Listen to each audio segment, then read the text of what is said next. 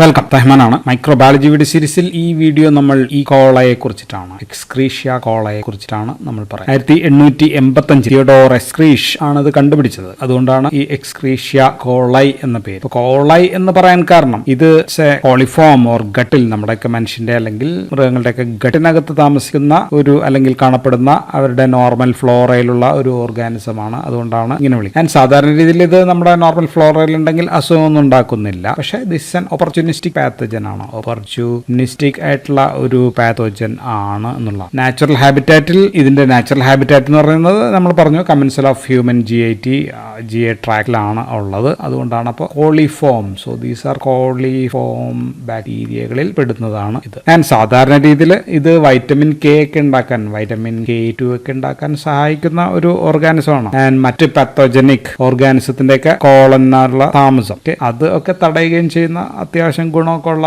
ഒരു ഓർഗാനിസം ആണ് എക്സ്ക്രീഷ്യ കോള. പക്ഷെ ഇതിന്റെ പാത്തോജനിക് ഫോം, പാത്തോജനിക് ആയിട്ടുള്ള ഈ കോള വന്നു കഴിഞ്ഞാൽ അത് നമുക്ക് സീരിയസ് ആയിട്ടുള്ള അസുഖങ്ങളൊക്കെ ഉണ്ടാക്കും. ഇനി ഈ കോള എന്ന് പറയുന്നത് gram negative bacteria, gram negative bacilli എന്ന് പ്രത്യേകം പറയാം. ബാസില്ലയുടെ ഏറ്റവും വലിയ വിഭാഗമാണ് എൻട്രോ ബാക്ടീരിയസി എന്ന് പറയുന്ന വലിയ ഗ്രൂപ്പിൽ വരുന്ന ഒരു ബാക്ടീരിയ. എൻട്രോ ബാക്ടീരിയസി ആണ് the largest and most heterogenic bacterial group. So എൻട്രോ ബാക്ടീരിയസയുടെ general features, general characters or general features എല്ലാം ഇതിനുണ്ട് മിക്കവാറും. സോ അപ്പൊ അങ്ങനെയുള്ള ഫീച്ചേഴ്സ് ഒക്കെ നമ്മൾ പറഞ്ഞു കഴിഞ്ഞാൽ അപ്പോൾ ഇതൊരു ഗ്രാം നെഗറ്റീവ് ബാസില്ലയാണെന്ന് നമുക്ക് പറയാം. ദെൻ രണ്ട് എയ്റോബിക് ആണോ എനൈറോബിക് ആണോ എന്ന് വെച്ചാൽ ദീസ് ആർ എയ്റോബിക് ആണ്. ഫാക്കൽറ്റേറ്റീവ് എനൈറോബ് കൂടിയാണ് എന്ന് പറയാം. Then these are ഫാസ്റ്റീഡിയസ്. ഫാസ്റ്റീഡിയസ് എന്ന് വെച്ച് കഴിഞ്ഞാൽ സാധാരണ ന്യൂട്രിയന്റ് അഗറിനകത്തൊക്കെ ഇത് വളരുന്നതാണ്. പ്രത്യേക വേറെ സംഭവങ്ങളൊന്നും ആവശ്യമില്ല. ആൻഡ് നാലാമത്തത് സാധാരണ ഗ്ലൂക്കോസിനൊക്കെ ഫെർമെന്റ് ചെയ്യുമെന്ന് വെച്ചാൽ ഷുഗർ ഫെർമെന്റർ ആണ് സാധനം. ഗ്ലൂക്കോസിനൊക്കെ ഫെർമെന്റ് ചെയ്യും. അപ്പോൾ ആസിഡോ ഗ്യാസോ ഒക്കെ പ്രൊഡ്യൂസ് ചെയ്യുന്നതാണ്. വേറൊരു പ്രത്യേകത പറയുന്നത് നൈട്രേറ്റിനെ നൈട്രൈറ്റ് ആയിട്ട് മാറ്റുന്ന സംഭവം ആണ്. ഇനി സാധാരണ എല്ലാ എൻട്രോബാക്ടീരിയസിയും കാറ്റലൈസ് പോസിറ്റീവ് ആണ്. സോ ഈ കോളയും അപ്പോൾ കാറ്റലൈസ് പോസിറ്റീവ് തന്നെയാണ്.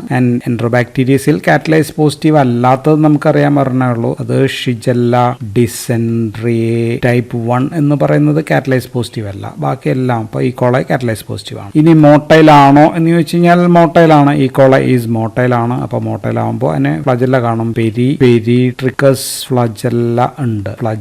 പെരിട്രിക്കസ് ഫ്ലജല്ല ഇതിനുണ്ട്. പക്ഷെ ഈ കോളയിലെ തന്നെ ഒരു പ്രത്യേക ഈ കോള, അതിനെ നമ്മൾ എറ്റിപ്പിക്കൽ ഈ കോള എന്ന് വിളിക്കും. എറ്റിപ്പിക്കൽ ഈ കോള എന്ന് പറയുന്നത് അത് എൻട്രോ ഇൻവേസീവ് ഈ കോള എന്നും വേറെ പേരുണ്ട്. എൻറ്ററോ ഇൻവേസീവ് ഈ കോള. അത് പക്ഷെ നോൺ മോട്ടൈൽ ആണ്. എങ്കിലും നമ്മൾ സാധാരണ ഇതെല്ലാം മോട്ടൈൽ ആണെന്നാണ് നമ്മൾ പറയാം. ഇനി വേറൊരു ടെസ്റ്റ് ആണ് ഓക്സിഡേസ് ടെസ്റ്റ്. എല്ലാ എൻട്രോബാക്ടീരിയസിയും, ഏത് എൻട്രോബാക്ടീരിയസി ആണെങ്കിലും അത് നെഗറ്റീവ് ആണ്. സോ അപ്പോൾ ഇതും നെഗറ്റീവ് ആണ്. So oxidase negative. Lactose fermenter ഗ്രൂപ്പിലാണ് നമ്മൾ ഈ സാധാരണ ഈ കോളയെ പറയാം. ഈ കോളയെ ക്ലെപ്സിലേക്ക് ലാക്ടോസ് ഫെർമെന്റർ എന്ന ഗ്രൂപ്പിലാണ് നമ്മൾ പെടുത്തുക. ഇനി അടുത്ത ചോദ്യം സ്പോർ ഫോമിംഗ് ആണോ എന്ന് വെച്ചാൽ അല്ല, നോൺ സ്പോർ ഫോമിംഗ് ആണ് ഈ കോളായി. അല്ലെ, എല്ലാ എൻട്രോബാക്ടീരിയസിയും നോൺ സ്പോർ ഫോമിംഗ് ആണ്. ഇനി അടുത്തൊരു ചോദ്യം, അപ്പോൾ ക്യാപ്സ്യൂൾ ഉണ്ടോ ഇല്ലയോ എന്നുള്ളതാണെങ്കിൽ പാത്തോജനിക് സ്ട്രെയിൻസ് എല്ലാം തന്നെ 80% ക്യാപ്സ്യൂൾ ഉണ്ട് എന്നുള്ളതാണ്. പാത്തോജനിക് ആയിട്ടുള്ള, നോൺ പാത്തോജനിക് ആയിട്ടുള്ള ഈ കോളയ്ക്ക് അതിനും ക്യാപ്സ്യൂൾ ഉണ്ടോ എന്ന് വെച്ചാൽ മൈക്രോ ക്യാപ്സുലേറ്റഡ് ആണ് എന്നാണ് പറയാം. വളരെ നേർത്ത പാടുണ്ട്. മൈക്രോ ക്യാപ്സുലേറ്റഡ്, പല ബുക്കിലും ക്യാപ്സ്യൂൾ ഇല്ല എന്നാണ് എഴുതി വെച്ചിരിക്കുന്നത്. ഇനി സാധാരണ എൻട്രോബാക്ടീരിയസി എല്ലാത്തിനും ചില ആന്റിജൻസ് ഉണ്ട്. ഞാനെല്ലാം ഇതിനകത്ത് എഴുതുന്ന മറ്റൊരു പേജിലാവാൻ വേണ്ടിയിട്ടാണ്. അത് ഒന്ന് സൊമാറ്റിക് ഓ ആന്റിജൻ എന്നാണ് അതിന് നമ്മൾ വിളിക്കുക. അത് ലിപ്പോപോളിസാക്കറൈഡ്സ് ആണ്. അത് ലിപ്പോപോളിസാക്കറൈഡ്സ് ഹീറ്റേബിൾ ആയിട്ടുള്ള സംഭവമാണ്. സോ ദിസ് ദ ഏറ്റവും ഔട്ടർ മോസ്റ്റ് സെൽ സർഫസിലുള്ള സംഭവമാണ്. രണ്ടാമത്തത് സർഫസ് ആന്റിജൻ ആണ്. സർഫസ് ആന്റിജൻ അല്ലെങ്കിൽ K ആന്റിജൻ എന്ന് നമ്മൾ വിളിക്കും. K antigen. ആൻഡ് ഇത് ക്യാപ്സുലാർ ആണ്. K മീൻസ് ക്യാപ്സുലാർ ആന്റിജൻ ആണ്. ദെൻ മൂന്നാമത്തെ ഉള്ളത് ഫ്ലജല്ലാർ ആന്റിജനെ നമ്മൾ H ആന്റിജൻ എന്നാണ് വിളിക്കുക. H ആന്റിജൻ ഉണ്ടാകും. ദെൻ നാലാമത്തത് ഫിംബ്രിയൽ ആന്റിജൻ, അതിനെ നമ്മൾ F ആന്റിജൻ എന്നാണ് വിളിക്കുക. സോ ഇത് അഡ്ഹേഷന് വേണ്ടിയിട്ടുള്ളതാണ്. ഫിംബ്രിയൽ ആന്റിജൻ ഈസ് ഫോർ അഡ്ഹേഷൻ. ആൻഡ് പിന്നെയുള്ള വിർലൻസ് ഫാക്ടേഴ്സ് ഏതൊക്കെയാണെന്ന് ചോദിച്ചാൽ മിക്കവാറും ഓൾ കണ്ടെയ്ൻ ടോക്സിൻസ് ആണ്. And it can be heat labile അല്ലെങ്കിൽ ഹീറ്റ് സ്റ്റേബിൾ ടോക്സിൻ ഉണ്ട്. Then heat labile toxin, heat stable and heat labile mobile ആയിട്ടുള്ള ടോക്സിൻസ് ഉണ്ടായിരിക്കും. ഇനി മറ്റ് എൻട്രോബാക്ടീരിയസെ എല്ലാം തിരിച്ചറിയാൻ ചില ടെസ്റ്റുകളുണ്ട് എൻട്രോബാക്ടീരിയസുകൾ തമ്മിൽ. അതിൽ ഈ കോളൈ നോക്കിക്കഴിഞ്ഞാൽ ഇറ്റ് ഈസ് ഇൻഡോൾ പോസിറ്റീവ് ആണ് എന്ന് നമുക്ക് കാണാം. ദെൻ മീഥൈൽ റെഡ് പോസിറ്റീവ് ആണ്. ഇത് രണ്ടും പോസിറ്റീവ് ആണ്. ദെൻ ഇത് ഗ്യാസ്, ഹൈഡ്രജൻ സൾഫൈഡ് ഗ്യാസ് ഉണ്ടാക്കുന്നുണ്ടോ എന്ന് ചോദിച്ചാൽ ഗ്യാസ് ഉണ്ടാക്കുന്നില്ല ഈ കോളൈ. ദെൻ വേറെ ചിലതായിട്ട് വ്യത്യാസം നോക്കിക്കഴിഞ്ഞാൽ യൂറിയേസിനെ ഹൈഡ്രോലൈസ് ചെയ്യുന്നുണ്ടോ എന്ന് വെച്ചാൽ ഹൈഡ്രോലൈസ് ചെയ്യുന്നില്ല എന്ന് കാണാം. ദെൻ സിട്രേറ്റ്, അതിന്റെ കാർബൺ സ്കെൽറ്റനായിട്ട് citrate is also as negative ആണ്. സോ ഇത്രയും കാര്യങ്ങളാണ് ഈ മറ്റു എൻട്രോബാക്ടീരിയസിൽ നിന്ന് ഈ കോളൈനെ വ്യത്യസ്തമാക്കുന്നത്. പലതിനും ഇതൊക്കെ സെയിം തന്നെയാണ്, എങ്കിലും ചില കാര്യങ്ങളിൽ വ്യത്യാസം ഉണ്ടാകും. ഇനി ലാക്ടോസ് ഫെർമെന്റർ ആണ് എന്ന് നമ്മൾ പറയുമ്പോൾ ഇതിനകത്ത് ബീറ്റാ ഗാലക്ടോസിഡേസ് എന്ന് പറയുന്ന സംഭവം ഉണ്ടായിരിക്കും. സോ അപ്പോൾ ഇതിനെ ഫെർമെന്റ് ചെയ്തിട്ട് ലാക്ടോസിനൊക്കെ ഫെർമെന്റ് ചെയ്തിട്ട് ഗ്യാസ് ആൻഡ് ആസിഡ് ഫോർമേഷൻ ഉണ്ടാകും. അപ്പോൾ ആസിഡ് ഫോർമേഷൻ വരുമ്പോഴത്തേക്കും pH ചേഞ്ച് ചെയ്യുമ്പോഴത്തേക്കും അപ്പോൾ കോളനീസിന്റെ കളർ വിൽ ബിക്കം പിങ്ക് ആകും എന്നുള്ളതാണ് അവിടെ ഒരു ടെസ്റ്റ് ഉള്ളത്. ഇതൊക്കെ ഓൾറെഡി നമ്മൾ ജനറൽ ബാക്ടീരിയയിൽ പറഞ്ഞ ടെസ്റ്റുകളാണ്, അതുകൊണ്ടാണ്. ഇനി ഇവ കൾച്ചർ മീഡിയത്തിൽ നമ്മൾ പറഞ്ഞിട്ടുണ്ടായിരുന്നു. കൾച്ചർ ചെയ്യാനായിട്ട് ഇപ്പോൾ 37 ഡിഗ്രി സെന്റിഗ്രേഡിൽ ഇത് വളരും എന്നുള്ളതാണ്. ന്യൂട്രിയൻ ബ്രോത്തിൽ വളരും, ന്യൂട്രിയന്റ് അഗറിലൊക്കെ വളർത്താം. അതുകൊണ്ടാണ് ഫാസ്റ്റിഡിയസ് എന്ന് പറഞ്ഞാൽ എല്ലാത്തിലും വളർത്താം. പക്ഷെ നമ്മൾ സാധാരണ ഇത് വളർത്താൻ ഉപയോഗിക്കുന്നത് മാക്കോൺകി മീഡിയയിലാണ് ഇത് വളരുക. മാക്കോൺകി മീഡിയത്തിലെ അതിന്റെ ഇൻഡിക്കേറ്റർ എന്ന് പറയുന്നത് ന്യൂട്രൽ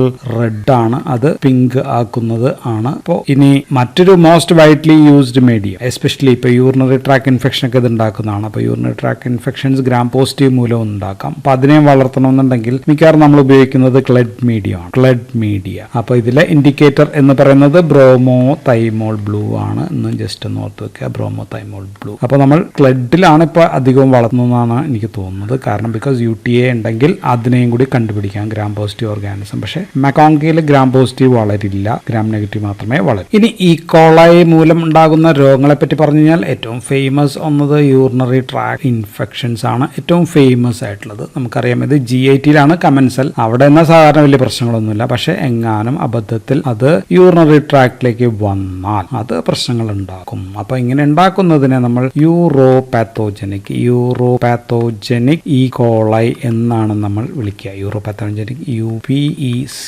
എന്ന് നമുക്ക് എഴുതാം. ആൻഡ് 85 to 95% യൂറിനറി ട്രാക്ക് ഇൻഫെക്ഷനും ഈ കോളൈ മൂലമാണ് ഉണ്ടാകുന്നത്. ആൻഡ് ഇത് പടരാൻ രണ്ട് രീതിയിലാണ് ഇത് പടരുക. വൺ എന്ന് പറയുന്നത് അസെൻഡിങ് റൂട്ടാണ്. ഇപ്പോൾ GIT-ലേക്കുള്ള സംഭവങ്ങൾ റെക്ടോക്ക് വഴി താഴത്തേക്ക് ഇറങ്ങി പെരിയൂറിത്രൽ ഭാഗത്ത് അത് കോളനൈസ് ചെയ്തിട്ട് പിന്നീട് യൂറിനറി ട്രാക്റ്റിലേക്ക് അസെൻഡ് ചെയ്യാണ്. അങ്ങനെ അസെൻഡ് ചെയ്ത് അവസാനം അത് കിഡ്നിയിലേക്ക് എത്തുന്നു. സോ ഇതാണ് അസെൻഡിങ് റൂട്ട് എന്ന് പറയുന്നത്. രണ്ടാമത്തത് അപ്പൊ നേരെ തിരിച്ച് ഡിസെൻഡിങ് റൂട്ട് വഴിയും വരാം. ഇത് വരുന്നത് ബ്ലഡ് വഴിയായിരിക്കും. ബ്ലഡ് വഴി വന്നിട്ട് അത് കിഡ്നിയിലായിരിക്കും. അപ്പൊ ആദ്യത്തെ കിഡ്നിയിലെത്തിയിട്ട് ദെൻ അവിടെ പൈലോനെഫ്രൈറ്റിസ് എന്ന് പറയുന്ന സംഭവങ്ങളൊക്കെ ഉണ്ടാക്കും. അപ്പോൾ സൈറ്റ് അനുസരിച്ച് ഡിപ്പെൻസ് അപ്പോൺ എവിടെയാണ് യൂറിനറി ട്രാക്ക് ഇൻഫെക്ഷൻ ബാധിക്കുന്നത് എന്നനുസരിച്ച് നമുക്കപ്പോൾ അതിനെ രണ്ട് തരമാക്കാം. One is lower urinary tract infections ആണ് ഇത് ഉണ്ടാക്കുന്നത്. അപ്പോൾ അത് ഭാഗങ്ങൾ ഉണ്ടാക്കുന്നത് സിസ്റ്റൈറ്റിസ് ആയിരിക്കാം, യൂറിത്രൈറ്റിസ് ആയിരിക്കാം, അങ്ങനെയൊക്കെ ഉള്ളത് സംഭവങ്ങൾ ഉണ്ടാക്കുക. അപ്പോൾ ഇവരിൽ നമുക്ക് കാണുന്നത് യൂറിനറി അർജൻസി, യൂറിനറി അർജൻസി ഉണ്ടാക്കാം, അല്ലെങ്കിൽ ഫ്രീക്വൻസി കൂടുതലായിരിക്കാം, അല്ലെങ്കിൽ വേദന, ഡിസ്യൂറിയ, ഇങ്ങനെയൊക്കെയുള്ള പ്രശ്നങ്ങളായിരിക്കും. ആൻഡ് ഇവിടെ വിറുലൻസ് ഫാക്ടർ എന്ന് പറയുന്നത് ഫിംബ്രിയാണ് ഇവിടെ വിറുലൻസ് ഫാക്ടർ ആയിട്ട് അറിയുക. രണ്ടാമത്തത് അപ്പർ യൂറിനറി ട്രാക്ട് ഇൻഫെക്ഷൻ ആണ്. അപ്പർ UTI എന്ന് പറയുമ്പോൾ കിഡ്നിയൊക്കെ ബാധിക്കുന്ന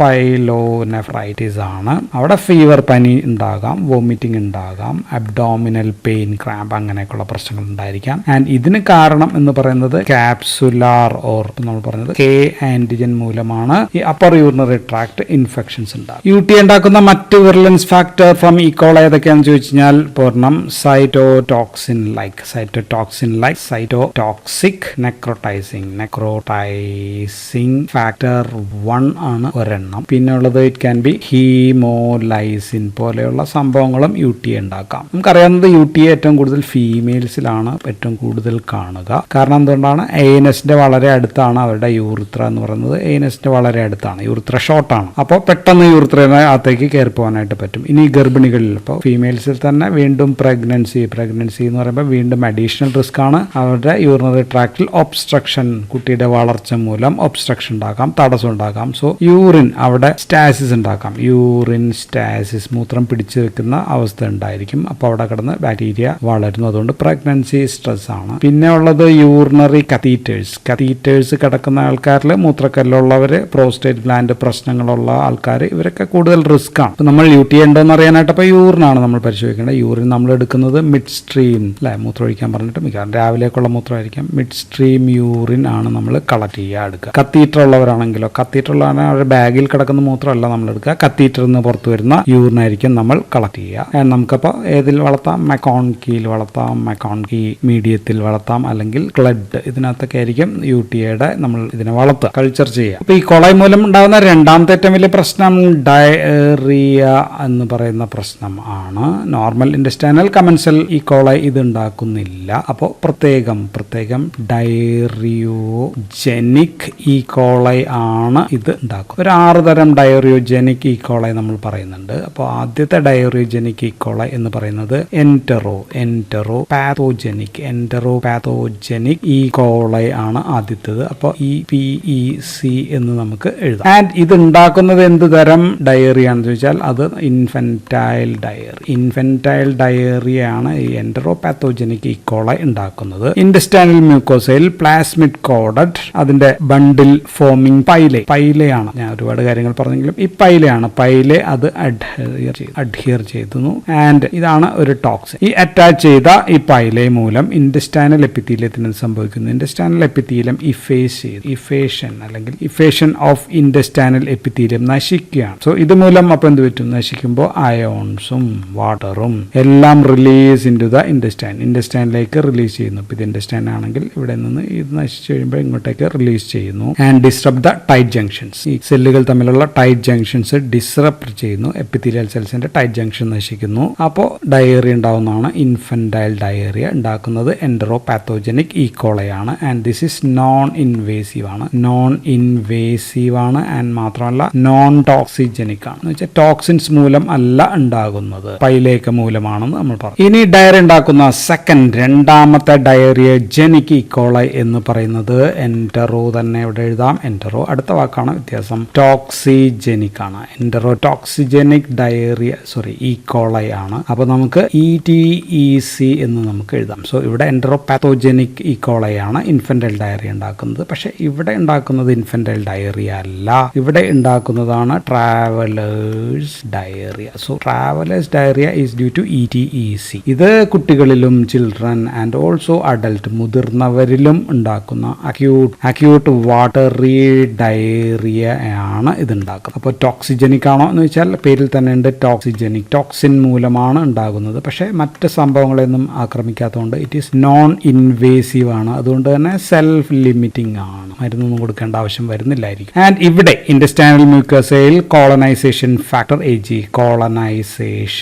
ഫാക്ടർ AG എന്ന് പറയുന്നത് CFA എന്നാണ്. CFA അറ്റാച്ച് ചെയ്യുന്നു. ആൻഡ് ഈ CFA എന്ന് പറയുന്നത് ഫിംബ്രിയെ മീഡിയേറ്റഡ് ടോക്സിൻ ആണ് ഈ ടോക്സിൻ. ആൻഡ് അസുഖം ഉണ്ടാക്കുന്നത് 2 തരം ടോക്സിൻ ആണ്. 2 types ഓഫ് ടോക്സിൻ. ഒന്ന് ഹീറ്റ് ലബൈൽ ടോക്സിൻ ആണ്, അതിനെ LT എന്ന് എഴുതാം. ആൻഡ് രണ്ടാമത്തത് ഹീറ്റ് സ്റ്റേബിൾ ടോക്സിൻ ആണ്, അതിന് നമുക്ക് ST, heat stable toxin ST. ഇത് രണ്ടുമാണ് സംഭവങ്ങൾ ഉണ്ടാക്കുന്നത്. ആൻഡ് ഈ ടോക്സിൻസിന് ഈ ടോക്സിൻസിന് 2 ഫ്രാഗ്മെന്റ് ഉണ്ട്. ഫ്രാഗ്മെന്റ് A ഉണ്ട്, ഫ്രാഗ്മെന്റ് B, ഇങ്ങനെ 2 തരം ഫ്രാഗ്മെന്റ് ഉണ്ട് എന്നുള്ളതാണ്. അതിൽ ആക്റ്റീവ് ആയിട്ടുള്ള ഫ്രാഗ്മെന്റ് A ആണ്. B is for attachment. B attach ചെയ്യാണ്. B എവിടെ പോയിട്ടാണ് അറ്റാച്ച് ചെയ്യുന്നത് വെച്ചാൽ സെല്ലുകളിലെ GM1 GM2 ഗാംഗ്ലിയോസൈഡ് റിസപ്റ്ററിൽ പോയി ഒട്ടിച്ചേരുന്നു. And these ganglioside receptors are G protein coupled receptors ആണ്. അപ്പോൾ ഹീറ്റ് ലബൈൽ ആണെങ്കിൽ ഈ GPCRനെ സ്റ്റിമുലേറ്റ് ചെയ്ത് കഴിഞ്ഞാൽ സംഭവിക്കുന്നത് GPCRൽ നിന്ന് ഇൻക്രീസ്ഡ് സൈക്ലിക് AMP കൂടുതലായിട്ട് ഉണ്ടാകുന്നു എന്നുള്ളതാണ്. പക്ഷെ ഇതാണെങ്കിൽ ഉണ്ടാകുന്നത് ഇൻക്രീസ്ഡ് സൈക്ലിക്